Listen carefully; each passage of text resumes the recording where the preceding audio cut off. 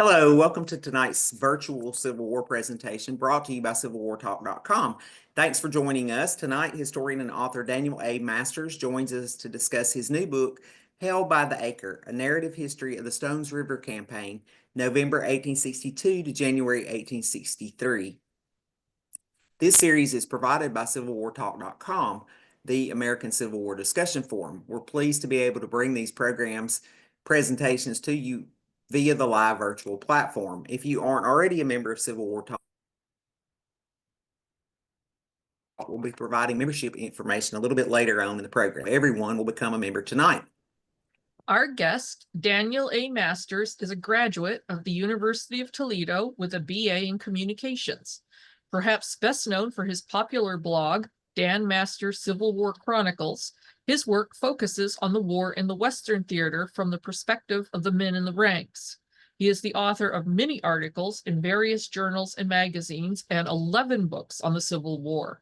His 2017 Sherman's Praetorian Guard won a local history publication award from Bowling Green State University. His most recent work, a collaboration with Larry M. Strayer entitled Echoes of Battle, Annals of Ohio's Soldiers in the Civil War, was released in 2022. Dan is a supply chain manager from a metals manufacturing company. He and his wife, Amy, and 4 of his 6 children live and work in Perrysburg, Ohio. Tonight, he joins us to discuss Held by the Acre, a narrative history of the Stones River Campaign, November 1862 through January 1863, just released by Savas Beatty. Please join me in welcoming Dan Masters. Well, thank you very much for the invitation to come speak tonight. This is my inaugural presentation, online presentation of this book. The journey for this book started more than a quarter century ago, when my grandmother gave me a discharge certificate that she knew we were related to this guy, but she didn't know who he was. And so I started digging into him and found out he was our 3rd great grandfather, and had served for 3 years in the 1st Ohio Cavalry. And the 1st Ohio Cavalry's probably the most dramatic moment of the Civil War was at Stones River. So it started off this long fascination with the battle. So I'll go ahead and share my presentation.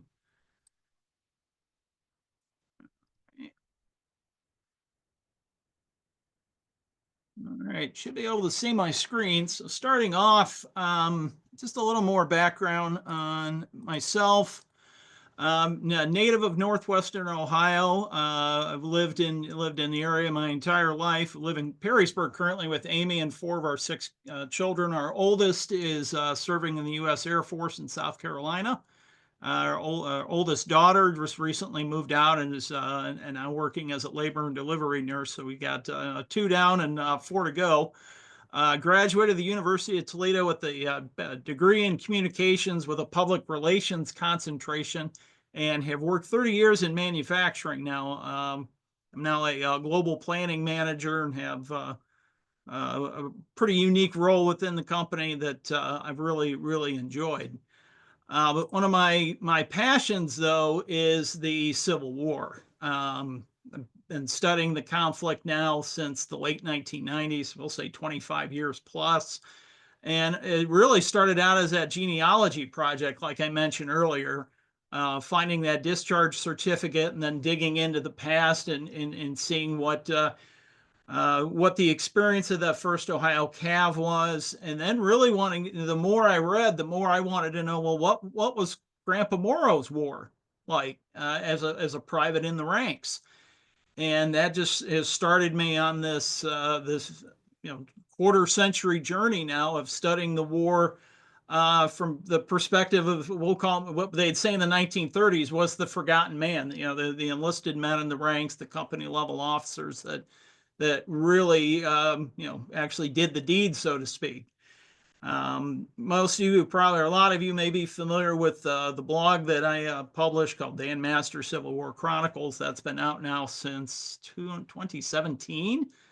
And at last count, we're at 940 plus blog posts. So I still publish fairly regularly, not as often as I used to, but Still something I really enjoy doing. Hell by the Acre is my 11th book, but it is my first book with Savas Beatty. So I'm just honored that they were interested in publishing it, and I'm really glad that you're all here tonight to hear about it. So my personal connection to the Battle of Stones River, the closest connection starts with this gentleman here.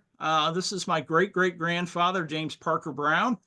James Parker Brown served in Company D, the 37th Indiana, for actually almost 4 years, and was present at Stones River and took part in the fighting in the Cedars and managed to get out alive.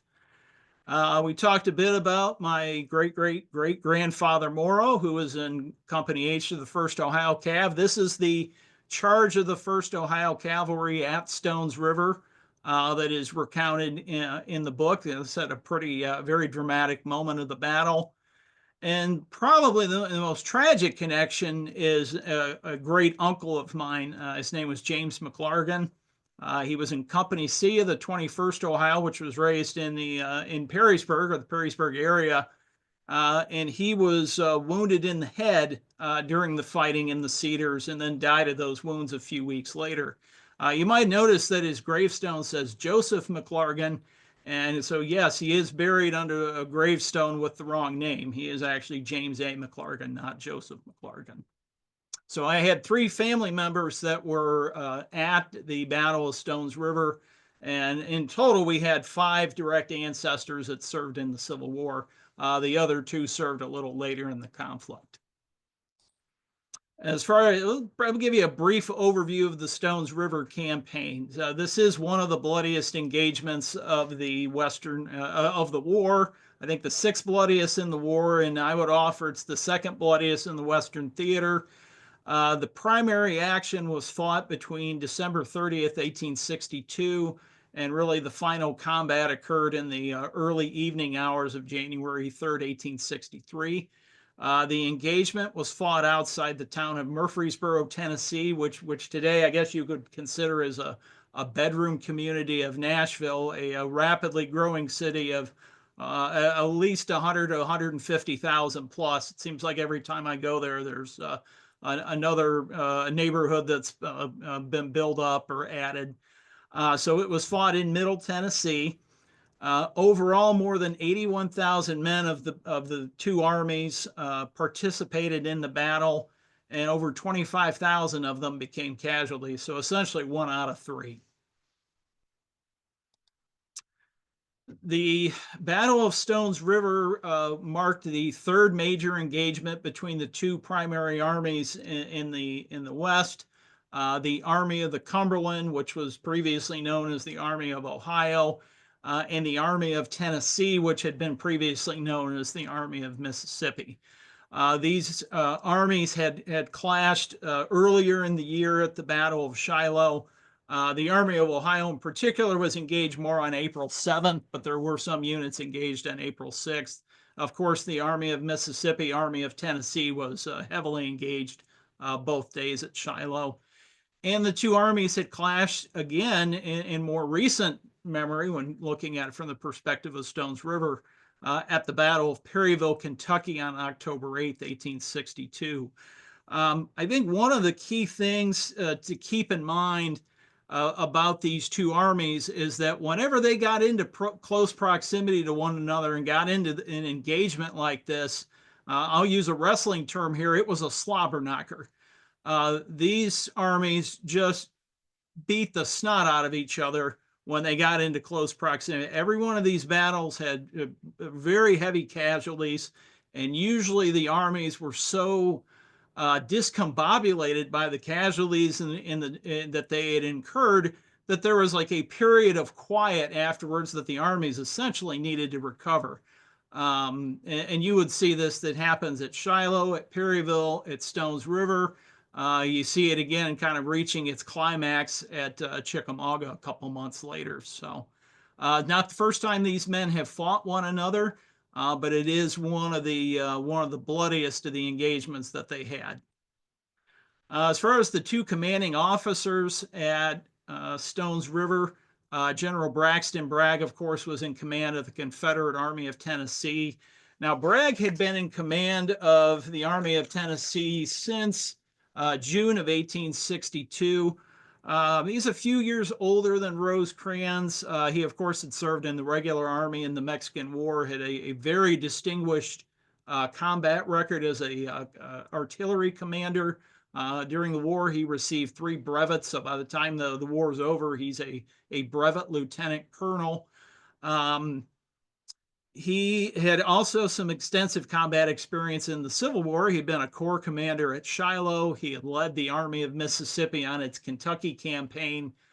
So from the standpoint of having a combat experience, he certainly had a bit of an edge over Rosecrans. I would offer that General Bragg, a native North Carolinian, at the outbreak of the war, he was a rather wealthy sugar planter in Louisiana. I mean, amongst the wealthiest.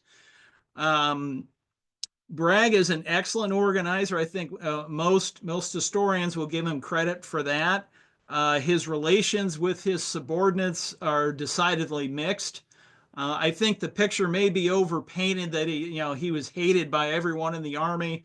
There were contingents within the Army of Tennessee that tended to view Bragg in a much more favorable light than what I would offer the Polk block or the Tennessee block of the Army did. But he is very much a divisive figure, and that would only worsen as the war goes on. And Stones River would really kind of set the high command of the Army of Tennessee kind of on its really bad path that pays off at Chickamauga a couple months later. As far as William S. Rosecrans, he is new in command of the Army of the Cumberland. He had been appointed at the end of October 1862 when the Lincoln administration removed Don Carlos Buell from command. The Lincoln administration was pretty disappointed with how the Kentucky campaign ended. While Bragg was driven out of Kentucky, the administration felt that Buell's pursuit was shall we say, less than energetic. And really, Buell's removal needs to be viewed in the context of the Lincoln administration starting to crack down on the Democratic generals within the Army, George McClellan in particular, but Buell's removal occurred about a week before. So it's kind of a consistent theme at that point that the administration felt they needed generals in command who are a little more shall we say, susceptible to directives from Washington than Buell and McClellan had been. Rosie is an Ohioan. He's a West Point graduate, graduated the class of 1843. I think he was 5th in his class, just like Braxton Bragg. Unlike Braxton Bragg, Mr. Rosecrans misses out on the Mexican War. He's sent to the engineering corps and spends most his pre-war career mostly on the East Coast in various forts and engineering assignments and whatnot. He resigns from the Army in the mid-1850s and goes into the inventing business, shall we say, down in Cincinnati, works in West Virginia for a time. At the outbreak of the war, his personal wealth amounted to about $600. So he was a married man with children and didn't have a whole lot to show for it. McClellan actually gives Rosecrans his opportunity to come back into the Army after Fort Sumter's fired upon. And as we'll say, the rest is history. Rosecrans has progressively moved up. He started out as Colonel of the 23rd Ohio for a hot minute, was very quickly promoted to Brigadier, fought several battles in West Virginia. I think Rich Mountain is probably the most famous one.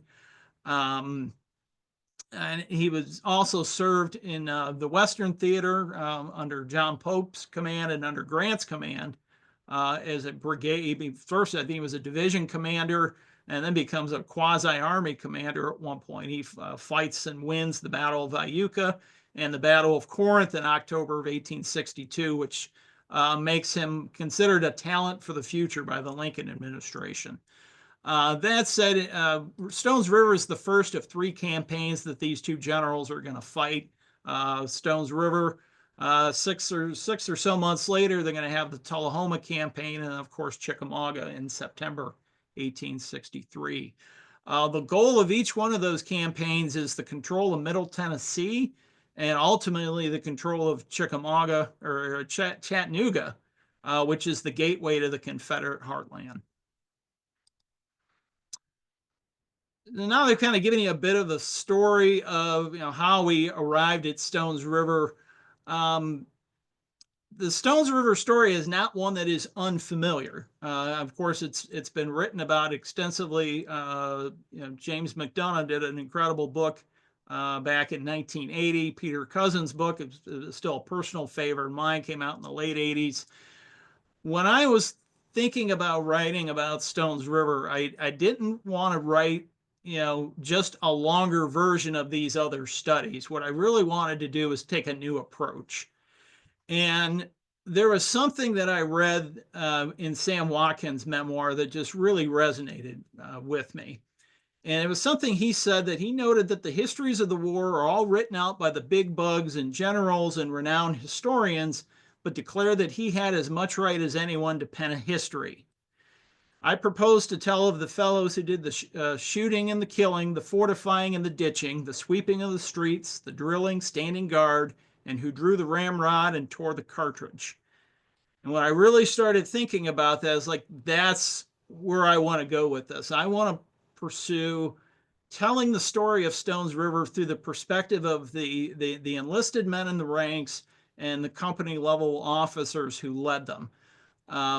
Previous studies have really kind of featured, we'll call it more of a top-down approach to describing the campaign, really kind of giving the perspective of, the generals and commanding officers and often relying very heavily upon the OR to kind of tell the nuts and bolts of the story.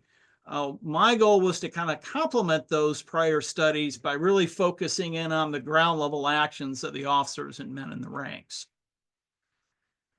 So what we have here is an image of Colonel Samuel Beatty's Federal Brigade going into action, probably 11 or 11:30 on the afternoon of December 31st, 1862.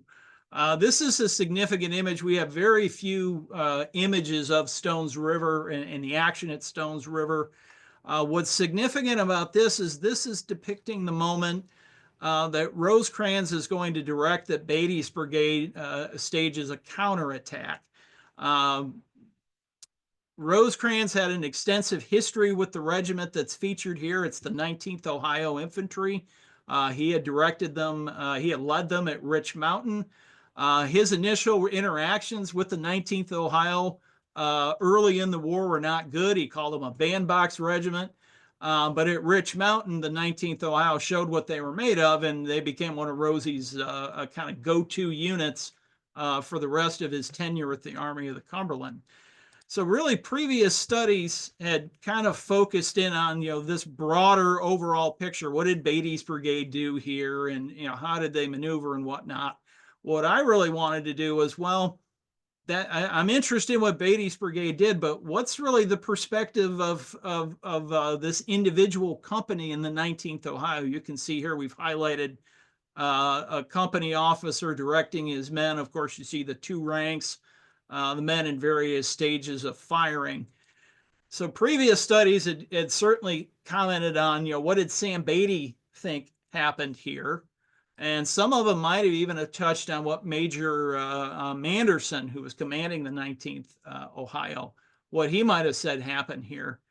But how many studies have really focused in on what Corporal Henry Clay Elson had to say about this engagement? And that's really, when I was thinking about this new approach, I wanted to put, Elson's perspective kind of on a silver platter and really show this is what Civil War combat was really like for the majority of the men in the ranks.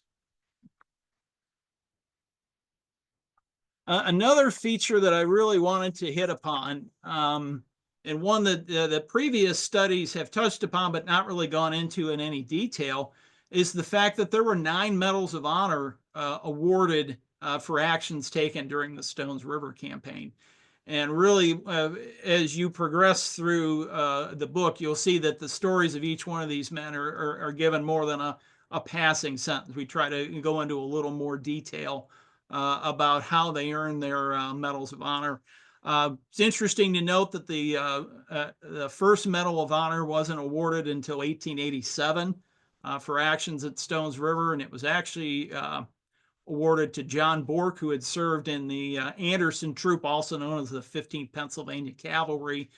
And that out of the 9 Medals of Honor awarded, 5 of them were awarded to officers who had either served in the regulars at Stones River or had served in the regulars like John Bork and John Tweedale in the years afterwards. So I wanted to make sure that those stories were given a little more space and a little more room to breathe. The other, and I call it a new aspect of the book, was that, and I really got to give props here to another fellow historian, Lanny Smith, who discovered these missing after-action reports in the early 2000s. This amounts to 33 missing reports in total, all of them from General Jones Withers' division, which is essentially half of Polk's Corps, or about a third of the Army of Tennessee's infantry force. Prior to Lanny Smith's work, these reports had been residing in the Braxton Bragg papers. They were not in the OR. They were not in the supplement to the OR, but I can assure you they tell an incredible story of how especially how the Confederate attacks developed upon Sheridan's division south of the Wilkinson Pike. And they really give us ample room to kind of reevaluate the Confederate assaults on the Cedars that eventually would drive Phil Sheridan's division out of its position and in retreat, and then the same to General James Negley's division a little later on that morning. Being able to incorporate these reports into the text was from a historian's perspective very exciting, because it really hadn't been done before, and it was very eye-opening, especially when it came time to start drawing out the maps, because now we had specific regimental alignments. We knew who was on the right flank, who was in the center. And like I said, that probably one of my favorite parts of the book was being able to use these and kind of get them some sunlight and get them out so that people could benefit from what they have to tell us. Because as I said, there is a lot of really good information in these reports. As I was saying earlier about rethinking the Confederate assault on the Cedars, this is a detailed map that Edward Alexander and I worked on. For those of you who have been to Stones River, this should be pretty familiar ground. You're looking at what amounts to tour stop number 2, which is right in this area. You have probably walked through the limestone outcroppings with some of the metal infantry cutouts that are on the ground. It's some amazing ground at Stones River. Well, now we have some really detailed combat maps to kind of show what happened in that vicinity. So just, out of just pure interest here for me, I had an ancestor serving in the 21st Ohio and one right next door in the 37th Indiana. Of course, they're on both sides of my mom's family. They did not know each other at the time. And I always think that's really interesting that, it makes it easy for me to, kind of go out to the family ground at Stones River. It's all basically in the same place. But, working with Edward Alexander on these maps, we of course had consulted the Ed Barse maps, which he had put together back in the early 1960s. Including a ground and cover map, were extremely useful here. But we also did some ground truthing with some of our relic hunter friends in Stones River and Murfreesboro, who really had understood the ground and could share with us some of the things that they had found that helped us with aligning some of these regiments properly. Which was, that was exciting too, kind of getting, incorporating that different way of studying the Civil War into this narrative.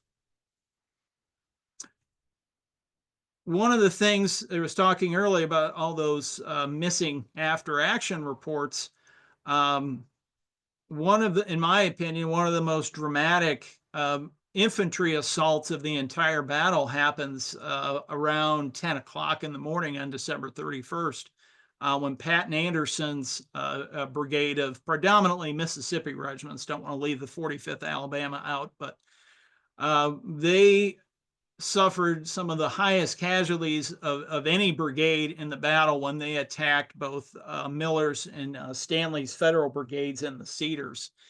Those after action reports go into a lot of detail about how that attack faltered, and the casualties, especially that they took in the 29th and 30th Mississippi, are just absolutely staggering. There's not a lot of interpretation done at Stones River on that particular piece of ground, but it is within the park boundaries. And that story of just the desperate courage of these men to just, charge into the teeth of, multiple Union artillery batteries and entrenched infantry, and to just stand there and slug it out was really, for me, it was breathtaking. The soldier I have featured here was actually killed during this assault. He was Lieutenant Colonel James Autry of the 27th Mississippi. So we kind of have him drawn right around the place that this gentleman lost his life. The other thing that those missing reports really opened up for us is understanding, especially Chalmers' assault, which is the first assault on the Round Forest, which we're kind of depicting here, that occurred roughly the same time as Anderson's attack. Now that we have regimental reports from each of these, it was much easier to put that story together. Most Civil War buffs know Confederate sources can be a bit scarce sometimes, so when you find a stock of reports like this, it's really a gold mine.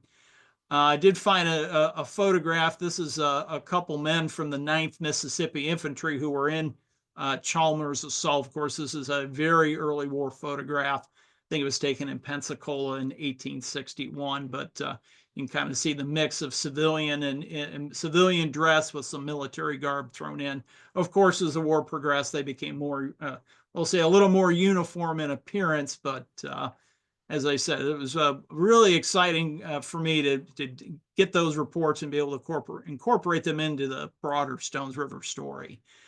Probably the other, say, unusual or different perspective about my book is really rethinking how the battle closes, especially on January 2nd, where you have General John Breckinridge's assault. And really, I took a lot of time to try to figure out what was Bragg trying to accomplish here. And what I came away with after, I don't know, I've read 25,000 some pages on this battle. And Bragg, the popular conception seems to be that Bragg staged this foolhardy, doomed assault on these isolated Federal brigades in some way because he wanted to discipline, shall we say, the Kentucky Brigade. And I would offer that that's the purest bunk. Now, I won't argue that Bragg didn't like the Orphan Brigade. There was no love lost between the two of them. The Asa Lewis incident back on December 26th, when a deserter from one of the Kentucky regiments was executed, along with a couple of others on the same day. Even after the protest of Breckinridge trying to save this guy's life, there was a lot of bad feeling between the two of them. But Bragg's intention here was to have Breckinridge's division, which had been largely unbloodied in the battle thus far, with the exception of Gibson's brigade, which had at stage one of the attacks on the Round Forest and lost heavily on December 31st. The intention, his thought was that he would drive the Federals off this area of ground that we call Beatty's Ridge, because it was held by Samuel Beatty's Federal division.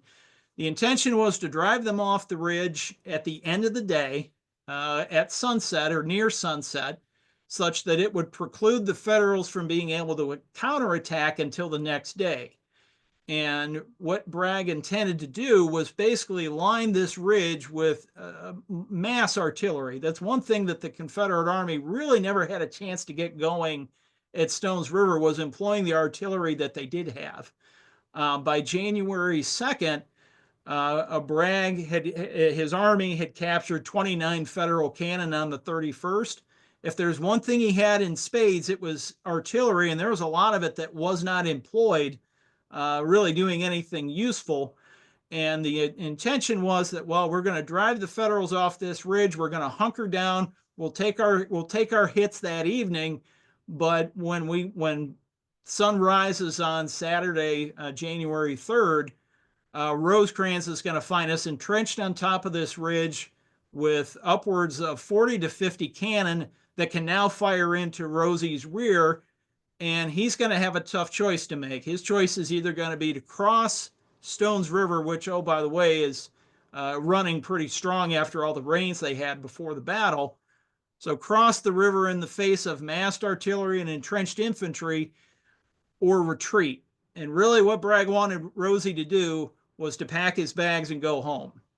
So this attack needs to be viewed in that context, that Bragg's intention is to hold his ground at Murfreesboro, and he's trying to persuade Rosie any way that he can that it's time for Rosie to go back to Nashville. The crazy part that I found for me was that the assault actually works. Breckinridge's division steps off at about 3:30 in the afternoon under artillery cover. They do manage to drive off the two Federal brigades that are on top of Beatty's Ridge, and they actually do it fairly quickly. I would offer that by 4 o'clock, the Federals are in full retreat on this side of Stones River. While that's going on, Major John Mendenhall, who is Thomas L. Crittenden's chief of artillery, is busily gathering up most of these batteries that you see here. At the very outset of the attack, only about half of these batteries are actually in position. Another little unknown fact about this is that the Confederates seize this ridge, and they do bring up the beginnings of their artillery support. And once the Confederates open fire, they actually manage to drive 2 of these Federal batteries off as the others are getting into position. Part of the reason for that is that Beatty's Ridge is actually about 35 feet higher in elevation than the land over by McFadden's Ford and on McFadden's Ridge. So this actually commands the Federal artillery position. Unfortunately, the fatal mistake was made. The Confederates, once they pushed the Federal line off of Beatty's Ridge, they followed a good military maxim, which is when your enemy's on the run, you keep after them. Unfortunately, in so doing, they put themselves essentially into this killing field down near the flats down by the river, which of course both Miller and Stanley's brigades start opening fire on them, as do a lot of these artillery pieces, and the Confederate attack starts to falter. John Miller, who was a brigade commander at the time and just a colonel, sees that the Confederate attack is starting to waver, and his thought is he wants to stage a countercharge. He wants to charge across the river and see if he can drive the Confederates back. He can't find anybody in command to give him the order. His immediate division commander, Negley, is MIA. No one can find George Thomas, who would be his wing or corps commander. The only general that could be found was John Palmer, who commands a division in the left wing. And Palmer basically tells Miller, I don't have any orders for you to countercharge, don't do it. Miller decides to take matters into his own hands. He orders this counterattack just as the Confederates are starting to falter, and Breckinridge's division quickly, under being pummeled by artillery fire and then this Federal counterattack, it ends up retreating all the way back to Wayne's Hill. So the attack is a very bloody failure. It lasted from beginning to end no more than 45 minutes, so it was very quick. And during that time, Breckinridge's division is essentially wrecked and loses 1,800 casualties in, like I said, 45 minutes. It was a pretty incredible turn for me. And then that's the decisive moment of the battle. That's when the battle could have been won or lost. And in this case, by overrunning the objective, the Confederacy in this engagement kind of seals their doom.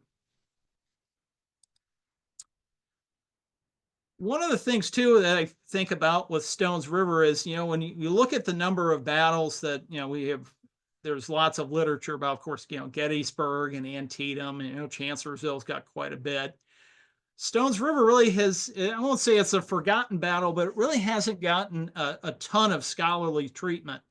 And I think part of the reason for that is there's a historian, I want to say it was Bruce Catton, who wrote back in the 60s, that with Stones River, few battles ever cost more or meant less. And I don't agree with that, but I can understand where he's coming from. One could argue that, was Stones River just a bunch of meaningless carnage?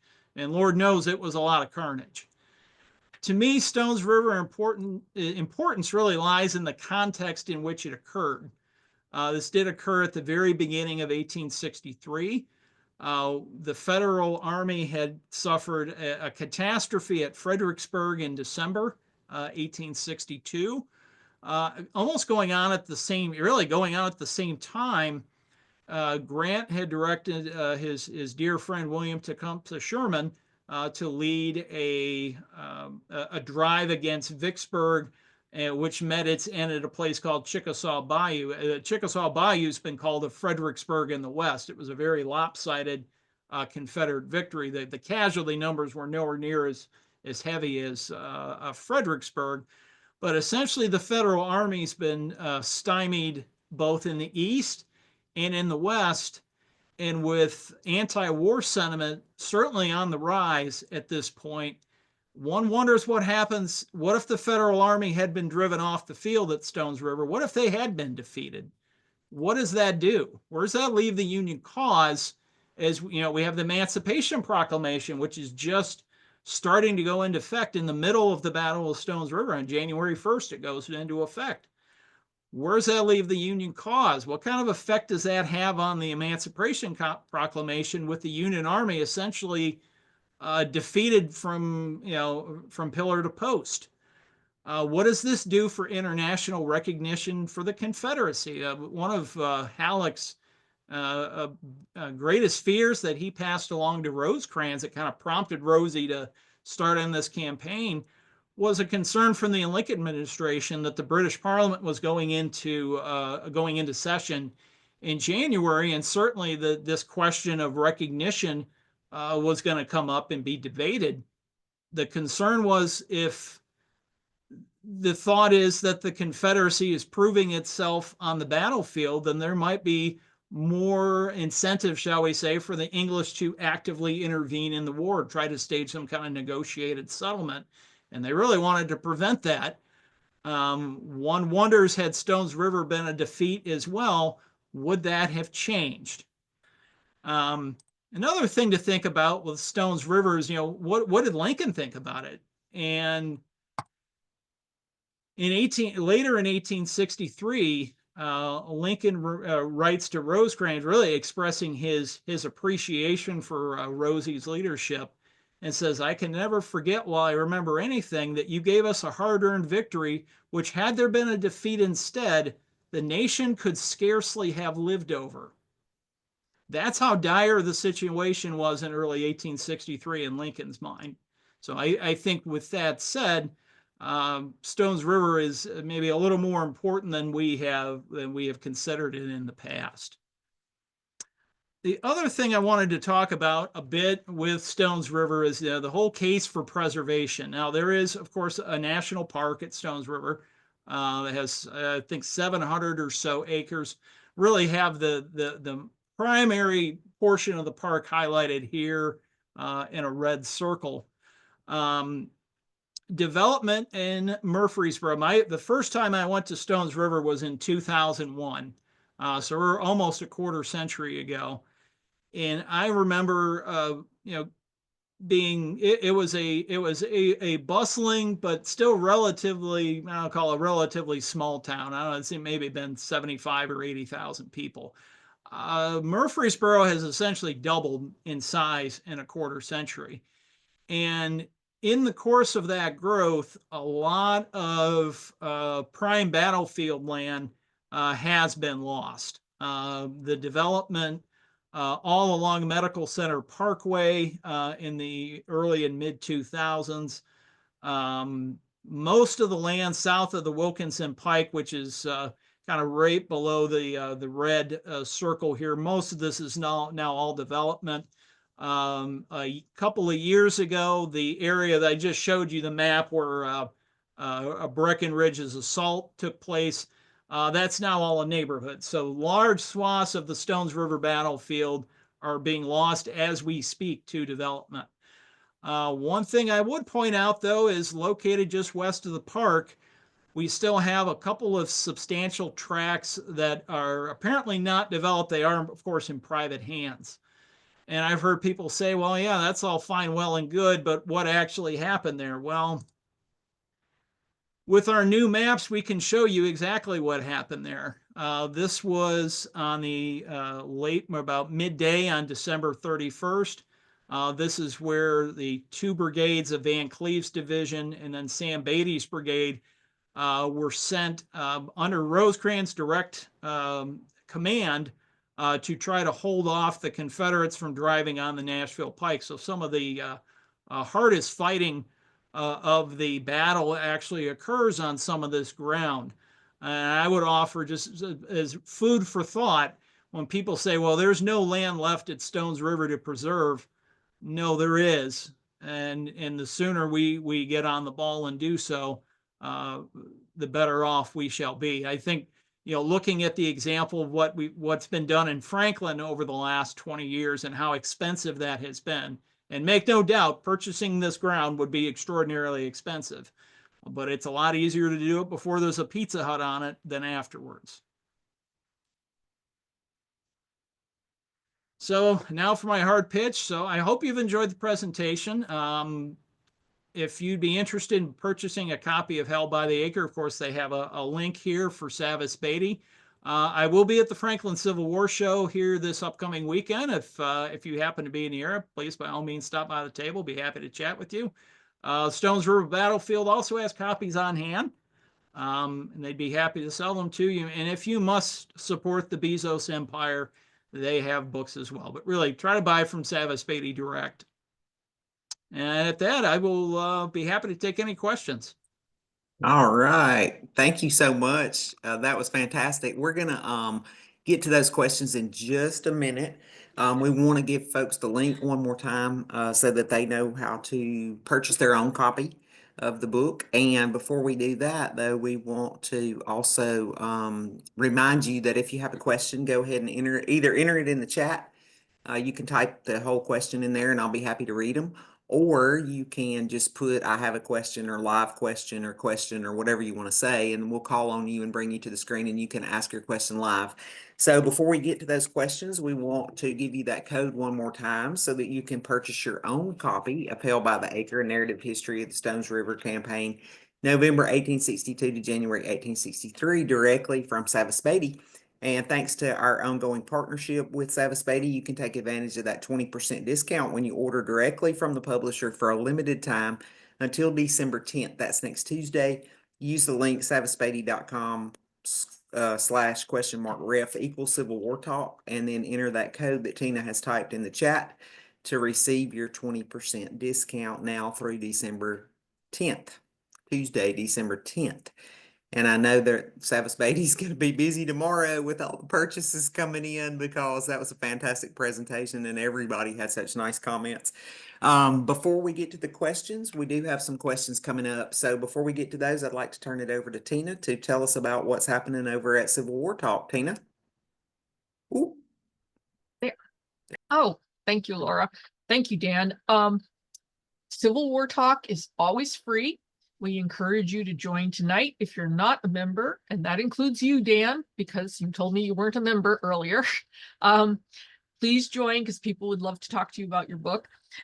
It's always free, and if you apply tonight, you can be approved by tomorrow. If you want an ad-free experience, it's as little as $1 a month. Or you can become a patron for $6 a month, and then it goes up from there, and you can find that on the home screen. There are many, many, many threads about Stones River. You can just go into the search screen up at the right-hand corner of the home screen and just type in Stones River, and you will find hundreds of threads about Stones River. And so that's all I can say about it. And I have read most of Dan's book. I'm still working my way through a lot of it. Buy the book. It's fabulous. You will not be disappointed. And that's it. Back to you, Laura. Great. Thanks so much, Tina. And it's always great when you have the book there in your hands and we can see it. Can you hold it up one more time and show us how substantial the volume is? I'm going to unshare my screen so they can see your picture there. Look how thick it is. How many pages is it, Dan? Oh, too many. 600. 656. Yeah, it's not a small book. So you guys, you'll be happy with it, I'm sure, like Tina said. So thanks so much. And don't forget to become a member of Civil War Talk tonight. It's always free. And you can also go for those upgrades like Tina was talking about, but it's not required. So you can join for free and become a member tonight. Let's see, we will go ahead and Mr. Masters, if you are ready, we will go ahead and get to those questions. I hope you say yes, because otherwise Oh, me and yes, Tina absolutely. otherwise me and Tina have to try to fake the answers and we don't know them. So it's always best if the guest says yes, they'll answer the questions. All right, let's see. I think up first we have Mr. Flanagan, and I'm going to bring him to the screen for you right now. Go ahead, Mr. Flanagan. Thanks so much for being here. Well, thank you. Excellent presentation. I've only been in Stones River once, and that was like 97. I probably need to get back to Central Tennessee. My question is that have these missing after action reports ever been published? Yes and no. I say it's around 2008 or 2010. Lanny self-published 2 volumes on Stones River, which were sitting at my right-hand side as I wrote this book. They are phenomenal volumes. You think my book's beefy? Wait till you see Lanny's. It's I would say almost poster-sized. He published those reports as an appendix in his Confederate Army volume. Good luck finding a copy of those books. I think he printed maybe 360 of them. And when they come up for sale on eBay, they go for several $100s. And I've talked to him. He has zero intention of publishing them anymore. And when they sold, I think I bought the last copy of the Confederate volume at Stones River at the park, and it was $63. I mean, it was a pretty good sized purchase.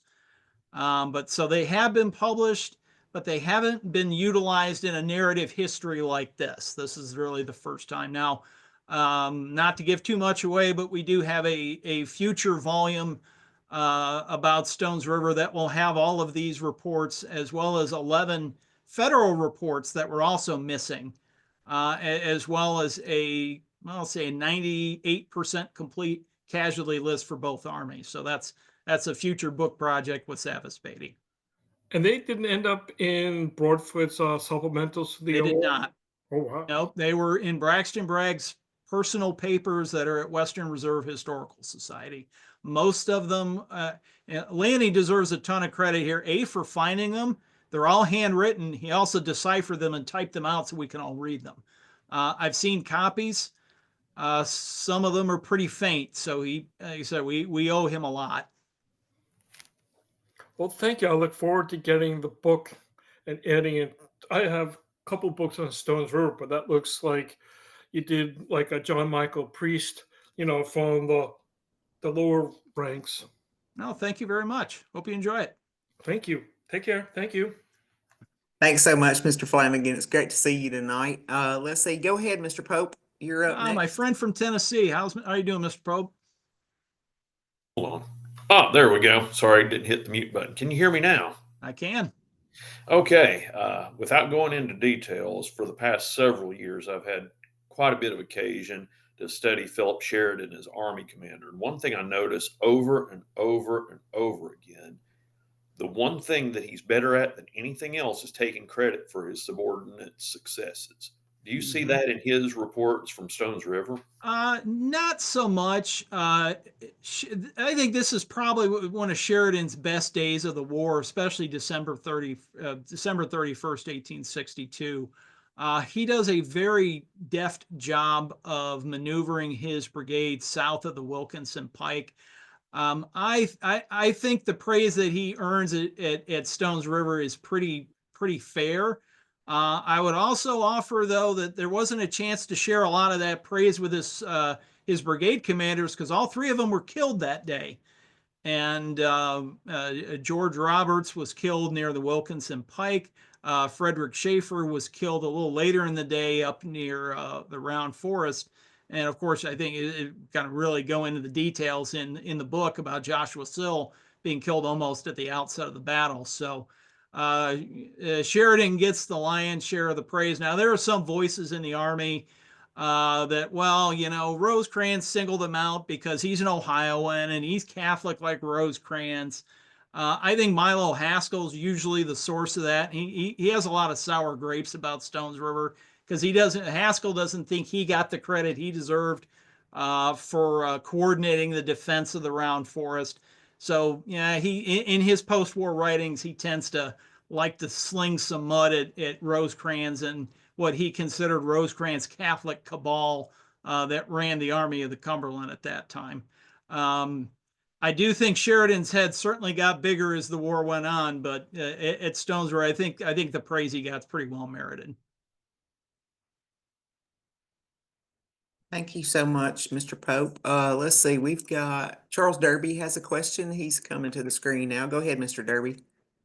Thank you for Howdy. the presentation. I'm wondering if in the literature or your new discovery, there's much written about the settlers, particularly on the Confederate side. On settlers? Yes. I found almost, I would say, nothing from either army about. I'm sure I know they were around in Murfreesboro with the Confederate Army and camped there for a significant amount of time. But I can't say I ever really ran across anything as far as any detailed account of their doings. So yeah. Okay. Thank you. I guess we'll call it a void in the literature at this point, and nothing that I'm aware of. Thanks so much, Mr. Derby. Bob Jenkins has a question. If I can find him, he just moved. Let me see if I can find him. I know why Mr. Derby was asking that question. He is a numismatist, and I'm sure he's asking that question because he has some notes that are signed by some of the settlers. Is that correct, Mr. Derby? Right. Oh, 3 nice. from Alabama troops and 1 from Georgia. Excellent. Go ahead, Mr. Jenkins. Thanks so much, Mr. Derby. Great question. Absolutely. Well, first of all, Dan, congratulations. Thank you. What a great book, and I cannot wait for Santa to bring my copy. I've almost pulled the trigger and ordered, but I was told by an elf that I better wait on that, so I can't wait to get my copy. And my question for you is kind of expanding out in the larger picture of the campaigns. Historically or over the years, Rosecrans has gotten a pretty bad reputation, I guess, out of Chickamauga, and sort of the storyline has been, well, he almost screwed up at Stones River by not being prepared, got surprised basically. And then on the Confederate side, Bragg has also been given a pretty heavy, like as you've talked about tonight, pretty heavy bad reputation. But I think some modern historians are starting to change that dialogue, and I was just curious your take on both Rosecrans and Bragg. Yeah, and for one of the things that's important to keep in mind about Rosecrans is he is in still what I will call the honeymoon phase with the Army of the Cumberland. This is his first time taking them out. It's his first campaign with these guys. And really how Rosecrans is viewed, I mean, obviously they win the battle. And at the end of the day, that counts a lot more than anything else. Whether he was surprised or not, at the end of the day, he managed to hold on, and Stones River is considered a federal victory. And at this point in the war, he's the only one that's winning, because I can tell you, Burnside sure didn't, and Grant didn't out in Vicksburg, but Rosie got the job done. So from the perspective of the administration, he's their new fair-haired boy. That Rosecrans style did not settle well with everybody in the Army. The enlisted men, by and large, loved the man. A lot of the officers loved the man. The generals who had to deal with him on a more intimate basis, as time went on, they were less favorable. I think a lot of that problem came with the death of Julius Garrichet at Stones River. Garrichet and Rosecrans were the perfect chief of staff for Rosie. Now, Rosecrans was a very excitable individual. I think if a psychologist looked at him today, he's probably on the autism spectrum somewhere, because the guy is like a genius and abrasive at the same time. He kind of alters between these two different states, but he also would work himself into a frazzle, and that really hurts him at Chickamauga. Well, the problem was Garrichet understood Rosie, and he knew how to translate Rosecransese into something the rest of the Army could understand. Sure. When he's gone, James Garfield becomes the chief of staff of the job he really didn't want. And Garfield is no Garrichet. Right. And I think some of those, an individual like Rosie can cause a lot of friction with his subordinates, and Garrichet did a lot to soften those hard edges. And when he's gone, all of a sudden those hard edges start digging into the egos of some of Rosie's generals, and they like I said, they have a less and less favorable view of them. Bragg, by this point, I would say is starting to become embattled with his own high command. There was a lot of backbiting about the Kentucky campaign and how that had gone down. After the immediate aftermath of that, he had gone to Richmond to kind of, shall we say, clear the air with Jefferson Davis. Leonidas Polk was there not long afterwards to give his good friend, Mr. Davis, his own perspective, which was that Bragg needed to go.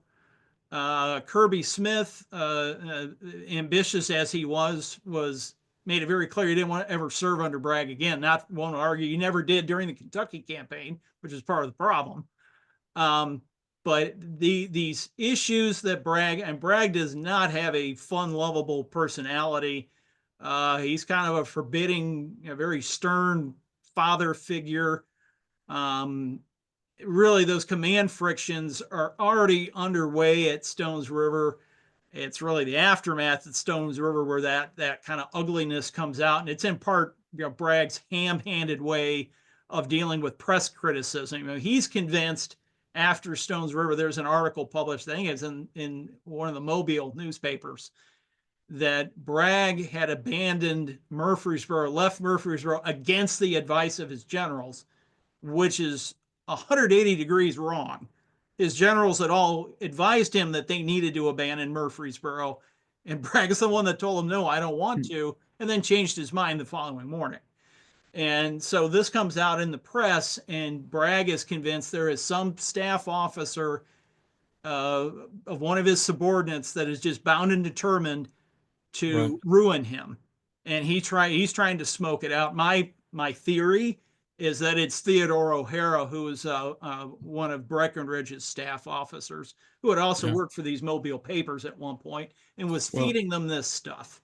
Right. Isn't that where, when afterward Bragg sends the note out to all division and corps commanders to ask what is their confidence of him?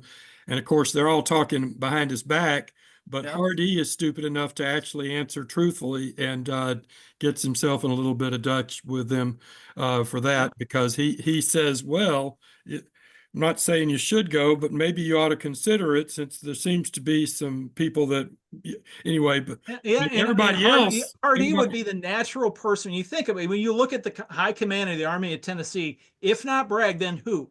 Right. I know someone's, well, there should be Claiborne. Claiborne is a Yeah. freshly minted divisional commander. I Wasn't know there he's a yet, legend but today, but he was not a well, legend at Stones River. well, You're not going to Polk give it was to him. lobbying, wasn't Polk lobbying for Johnston even that early? I Yeah. thought, Oh, yeah. Well, February, Polk, 2 months Polk would later. have been happy to serve under Johnston.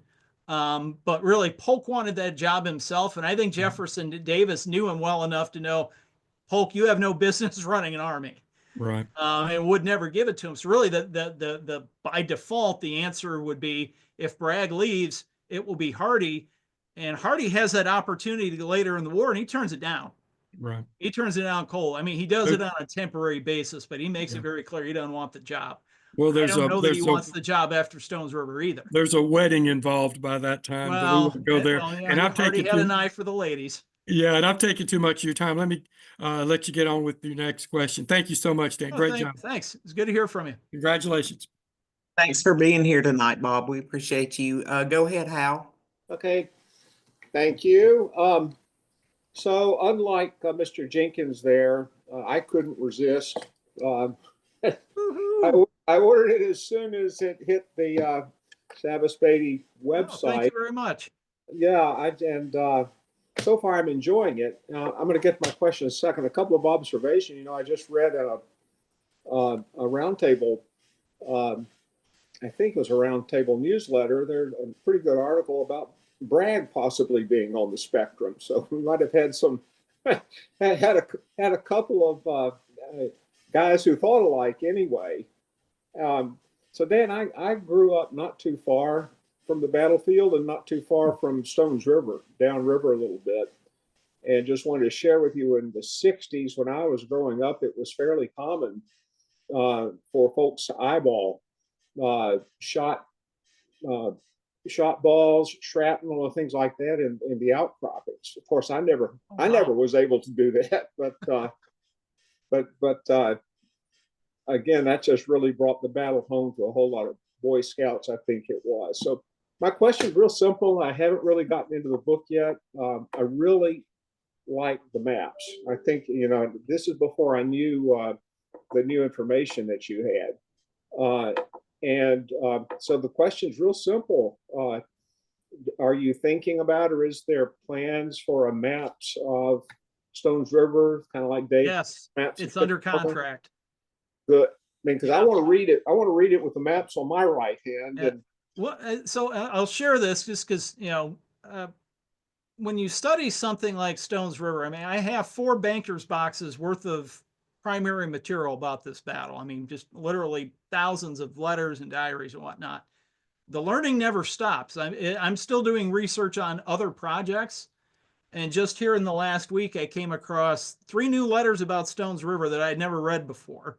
One of them from a guy in the 9th Indiana talking about the fighting in the Round Forest. And it's like, God, this would have been nice to have a year ago or 2 years ago. So when we do a follow-on volume like, you know, the maps of Stones River, that's where I get the opportunity to use those newly discovered. So I don't just have to rehash what I did in Hell by the Acre. I can say, well, we're going to study the Round Forest, but hey, now I can feature, something of Private Almond Stewart's letter now that I have the opportunity. So yes, there will be a map. Edward and I have a lot of work to do. It's several years down the road, but it is under contract. So, yep. Okay, There well, will be one in the future. I will buy that in the same timing I did the original volume. So Excellent. Thank you very much. Thanks so much, Mr. Litchford. We appreciate you being here. I am going to read the next question for Mr. Liller.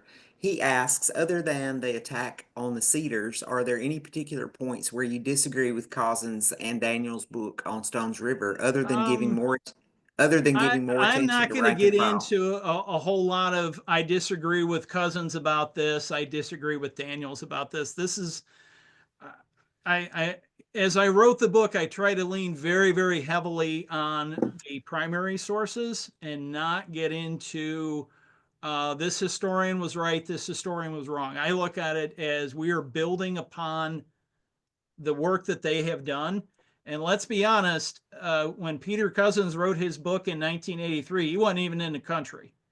And I having done research now for 25 years, research today is so much easier than it used to be. I have access to so much more stuff because so much has been published.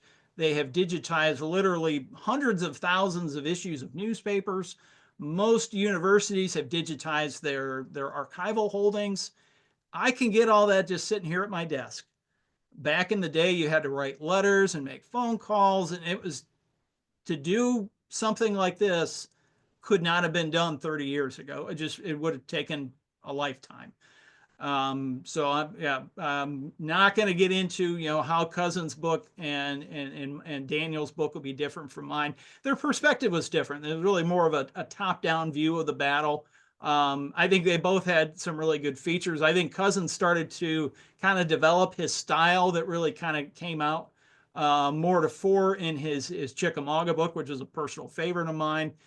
Daniel's, the thing that I really enjoyed out of Daniel's book was he's able to put this battle in more of a political context and really what it meant both to the South and the North. So I think what I'm presenting here is really to complement those prior studies, not necessarily compete with them and argue with them about, tactical details and things like that. I try to make the soldiers tell the story of what happened on the field as close to the original source as possible.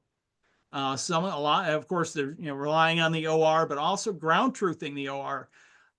There's a challenge when we rely solely on the OR to tell us what happened. When these officers write these reports, there are ones that can be fairly self-serving. There can be reports that don't really tell the story of what happened. They sometimes will truncate out events completely that maybe don't show them in a favorable light. The enlisted men generally didn't have an agenda. And they tended to be,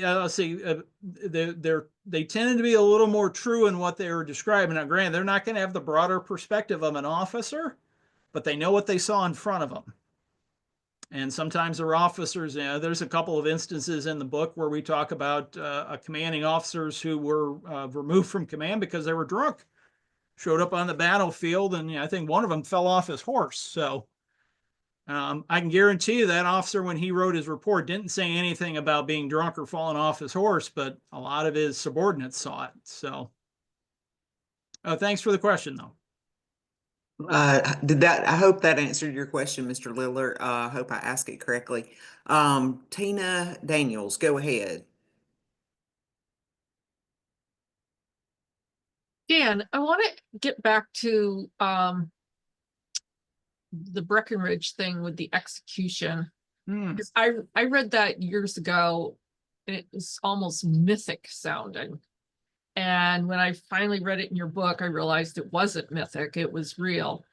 And so when I was reading, just to be clear, we're talking about the 3 executions that happened on December 26th in yes, okay. And the one where, especially the one where it was the man who had gone home to help his wife and had the children, and it was a very specific, I mean, he was not a deserter, he was a good man who had to go home to do a very specific thing, and he came back, and Bragg had him killed, and Breckinridge cried, he broke down and cried and begged for his life.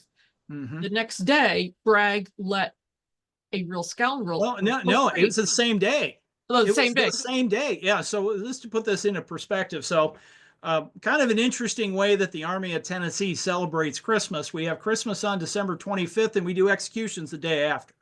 Yeah. So the one that usually gets the most press, shall we say, is the Asa Lewis execution. He was a private. I believe he was in the 6th Kentucky, but a lot of things going through my head at the moment. I don't remember for sure, but he was in the Kentucky. He was in the Orphan Brigade.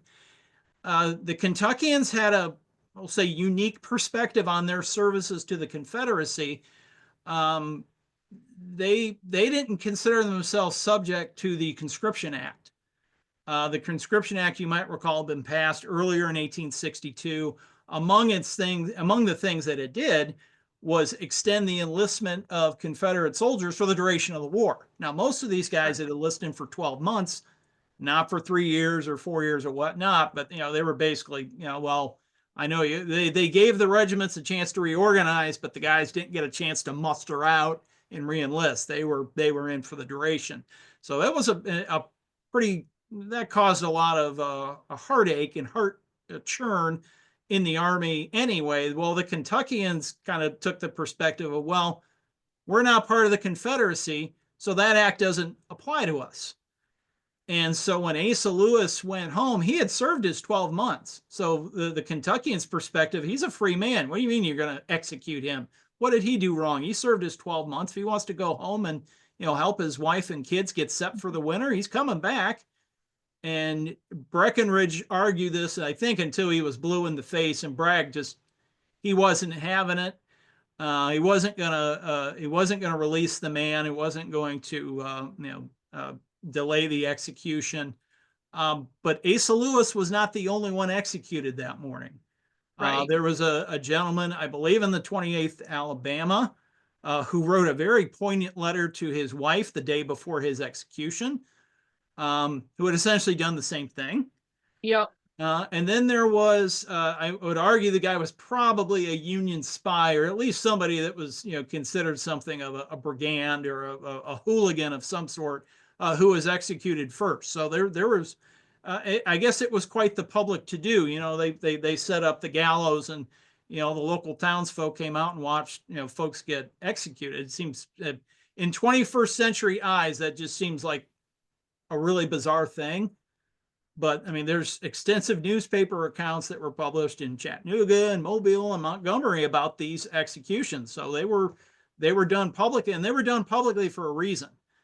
They wanted to send the message to the Confederate rank and file that, you think you can get away with doing French leave. Look what happened to these guys. Don't do it.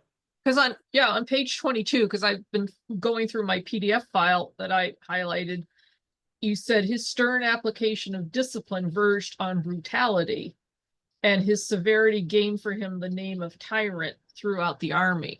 Mm-hmm. Because when the Asa Lewis thing, that actually made the news. I remember reading about it years ago now, in a Mobile paper.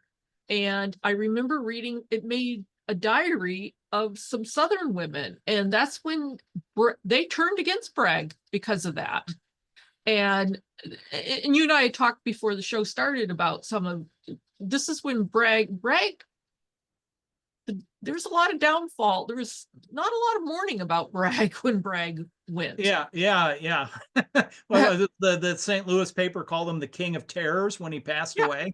Yeah. Oh my, because Bragg is such a complicated figure. There's parts of his personality, and his character, that are really noteworthy and it should merit some praise. And then there's other parts of it that just really don't, they don't look good in our eyes anymore. Now, you got to understand, we're 160 years past these events. The expectations of high officers like him are a little different. I mean, we expect more of a Rosecrans style command, something warm and fuzzy like Eisenhower. Somebody like Bragg that was just really kind of a taskmaster and pretty stern. We don't look for that in our leadership in the military. It broke Breckinridge's heart, and when I first read about Asa Lewis, it broke my heart. It broke my heart that somebody would do that to somebody without, because it was in Bragg's mind, he was fully justified. This guy had deserted. He'd been caught by a bounty hunter, not the Mandalorian, by a bounty hunter. Right. And he was guilty of the charge, and that was corporal punishment was a prescribed remedy for desertion. But as I said, these executions were done in a public manner to send messages to the rest of the Army to discourage the prey. That was a problem that both armies struggled with. Was soldiers would go on French leave, or they would would desert. And, you know, it's a real problem when 3 to 5% of your combat force decides on their own volition that they're going to absent themselves in a time of battle. So, I mean, on the one hand, I understand why he did it. Perhaps a more frequent show of mercy would have netted better benefits here. Right. Because yeah, with the 3rd Louisiana, he took the artillery force and he was going to direct a Oh yeah. Yeah, that was a Tupelo in June of '62. He was trying to get a hold of control of what he called the mob. Yeah. That he blamed Polk for that. I think he called Polk's corps Polk's mob, and he was trying to, you know, render some discipline there. Interestingly, that, you know, when you read accounts of Bragg from men that served under him at Pensacola, they're generally a lot more favorable. So yeah. But once again, the struggle with, you know, historiography at Stones River, and probably with most historiography in the Western theater, the absence of Confederate voices beyond Sam Watkins' voice in this discussion is huge, because his memoir is one everyone's familiar with, but there's not a lot of other ones out there in the space that compete with Sam Watkins. So everyone thinks, well, if Watkins says everyone hates Bragg, then they must have. Well, no, there were substantial portions of the Army that didn't have this, you know, very negative view of Bragg, but we never hear from him. So, you know, you're left with, well, the only voices we have are these, and they say this. And Ezekiel John Ellis was a captain in, I think, the 16th and 25th Louisiana. And in the book, and it's like the only Bragg battlefield sighting that could find in all this primary documentation. But Bragg comes out and gives like this really rousing speech to Adams' brigade before they go and assault the Round Forest. And it seems very out of character from what everything else you see about Bragg. Like I said, he's a very complex individual. Very complex. Thank you. Thanks so much, Tina. Diane, go ahead. Good evening. Good evening. How are you doing? Just living life and having a great time tonight. Well, my question is, well, I actually was going to ask you the very question that Bob Jenkins asked me. Oh, okay. We're kind of getting into Bragg here a little bit, and so I thought I would kind of follow up to what Tina was talking about, and just kind of it kind of goes with Bob's question and Tina's question, because my great-great-grandfather, and I'm Laura Elliott's sister, so our great-great-grandfather was a surgeon for the 16th Alabama. Okay. At that time, he was a brigade surgeon in Sam Wood's brigade. Okay. And, he was very busy on December 31st. Yes, sir. Actually, we were talking about, you know, Bragg and whether or not his men thought he was a good general, and more importantly, whether or not he gets a bad rap historically. And I know that several historians now would have come to the conclusion that he was not a bad general, that he was actually a pretty good general. But I thought I might, if you would indulge me, read a little bit from a letter from a private of Company G of the 32nd Mississippi, who was serving as a hospital steward with my great-great-grandfather, and what he wrote in early December of 1863 about what he felt about Braxton Bragg. And he says here, I've heard that General Bragg is relieved from his command, but I don't know how true it may be. I expect such a change would be agreeable to a considerable portion of the Army, as he is so unfortunate, and yet I think well of Bragg. I think he has done much to preserve the Western Army, and yet he seems fated to disaster. I can't understand it, and I sort of hate to censure the old fella there. Is too much of that done anyhow. So I would just that's an incredible letter, and it's another piece in the argument. Was Bragg as bad as he's made out to be? Joe Johnston never made it to Kentucky. John Bell Hood tried to get to Kentucky, but he didn't quite get past Nashville. Yeah, that When letter you is think in, about, the Albert Sidney Johnston was in Kentucky and was driven out of it rather disastrously at the beginning of the war. So you look at the Confederate commanders of this Western Tennessee Army. They got as far north as they ever would under his guidance. right. One That, could argue they won the Dan- battle at Perryville. One could argue that they won the battle at Stones River. They certainly won at Chickamauga. So in some ways they were successful. But yeah, I love that faded to disaster. That could almost be like a title of a biography. Because yeah, it is. Yeah. He Isn't that seemed awesome? to The guy see- that wrote that letter, Dan, Yeah. the private that Diane was talking about from G of the 32nd Mississippi, he was serving as a hospital steward with our great-great-grandfather, but he was born in New York. Right. Okay. Yeah. I didn't mention that. He was born in New York. So he's a Bragg seemed to have a singular talent to seize defeat out of victory. Yes, that's a very good way of putting that. Yeah.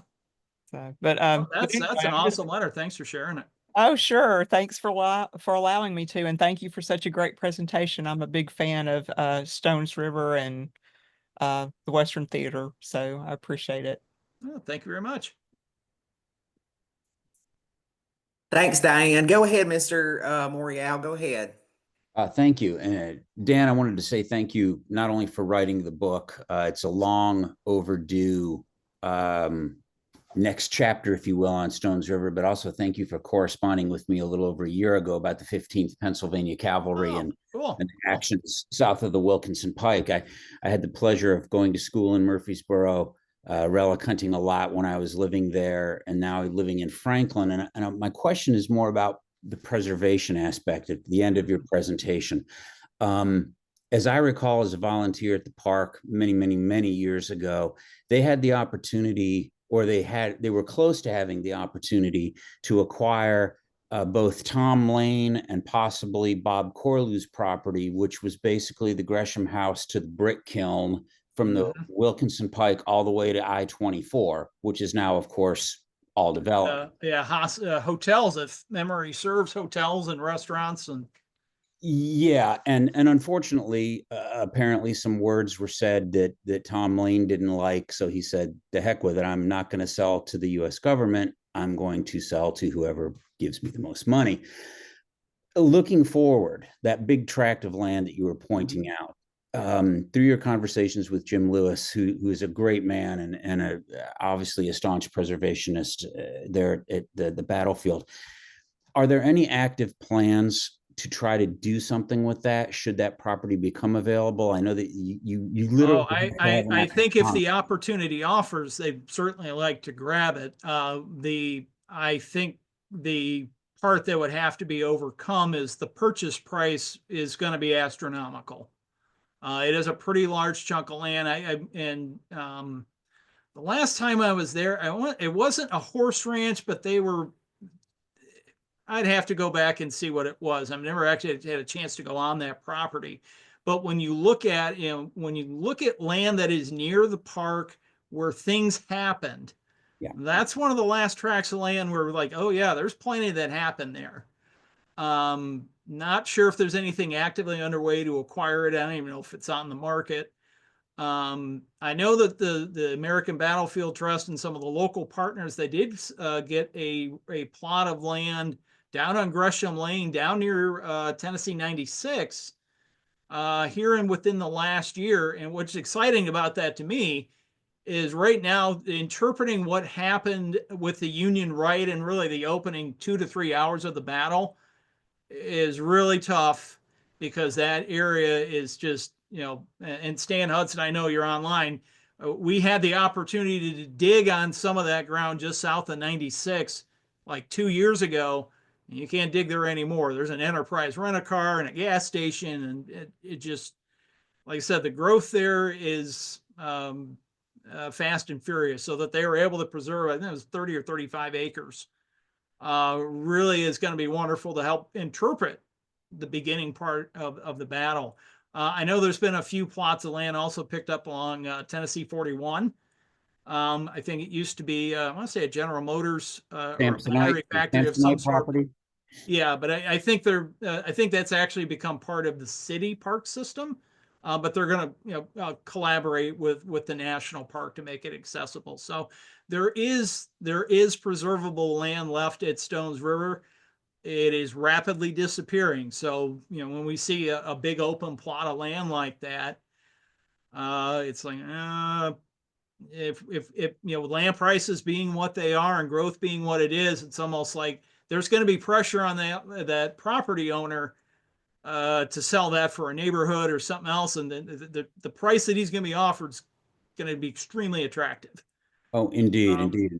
And and I think that's the problem we have really in Middle Tennessee in general. It's a huge growth area, and local governments are under pressure to provide services, so they want tax revenue, and yeah, it's a complicated issue. But if we don't preserve the land now when it's empty, it's going to be 10 times more expensive to ever revert it back in the future. I mean, we saw that at Franklin, the famous Pizza Hut. Yep. That is now gone, but look how much that cost and really how small a plot of land it is.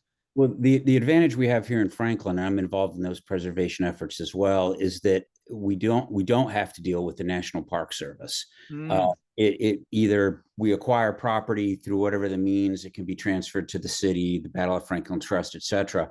As I understand it, anything that involves a national park and expanding the boundaries of the park actually requires literally an act of Congress. An act of Congress to get it, yeah. And you have to work with the legislature to expand it. So the property you referred to over on 41 in Murfreesboro is city property because we can't get anybody to agree on anything in Washington to say let's expand Stones River by. And then there are the environmental impact studies and everything else that have to be done to some of these properties as well.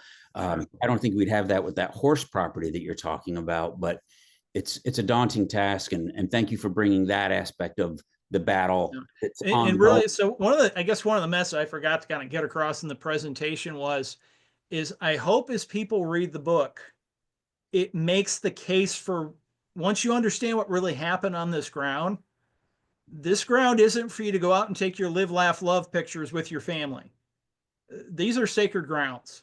Mm-hmm. Men died by the scores to settle, a long ago issue. And we have these battlefields to help pay respect to their memories. And how we use that property is important in how we continue to pay that respect forward. My hope is that as people read the book, they'll see that this ground is worth preserving because of what happened here. Now we really understand what happened here. These weren't marble gods 2 centuries ago. These were living, breathing human beings that gave everything they had for their respective causes. And, I think we as a nation sometimes need to step back a little bit and think about what that really means. Well, and as a parting comment, your comment about marble gods, I think it's interesting that, Murfreesboro or Stones River as one of the last the first round of national battlefields, and there was in 1919, 1920, when it was incorporated, does not have all of the monuments. I mean, we have the regular monument and a few other smaller things, but when you go there, what's left of it is pretty pristine. You don't get the questions, were the monuments here during the battle? Did they hide behind them you don't get that. And that's kind of a cool thing too. I think it makes it harder for people to comprehend. Almost like Perryville, in a sense. Like Perryville's a little more wide open.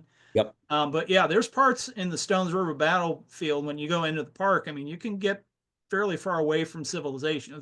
You can't get away from the traffic noise or the planes flying over or anything like that. But you get out there in the cedars and you can have yourself a moment. Wish we had a little more ground to do that in, but yeah, there is some pretty amazing property there, and it has a lot to tell us. Indeed. Well, thank you again. Oh, thank you. Thank you so much. That is all the questions that we have for you tonight, Dan.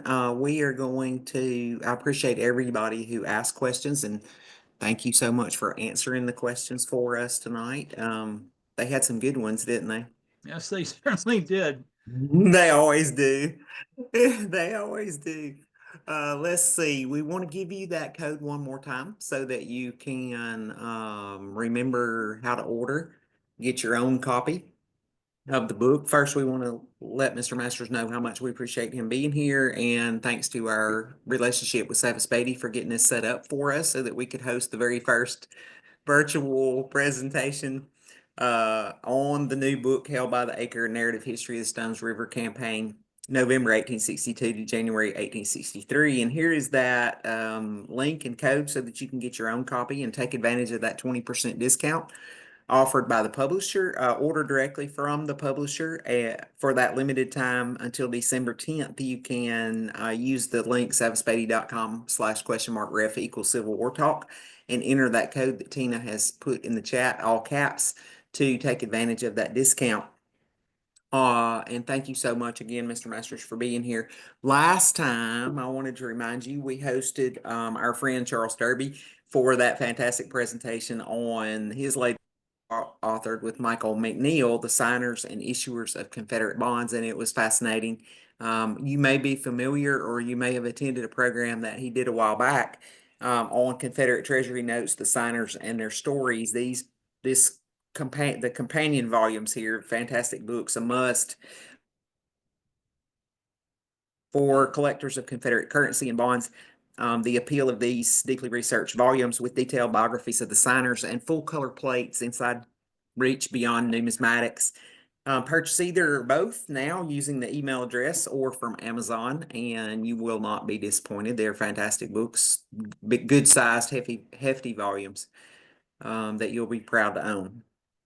I hope everybody will be plan to be with us next Wednesday, December 11th at 8:30 p.m., our regular time.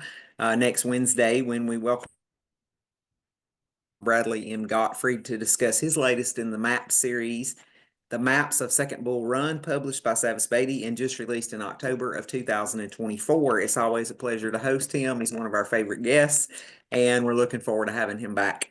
Thanks for being with us tonight, and hope to see everybody back on December 11th for Bradley M. Gottfried on the Maps of the Second Bull Run. Thanks so much. Night.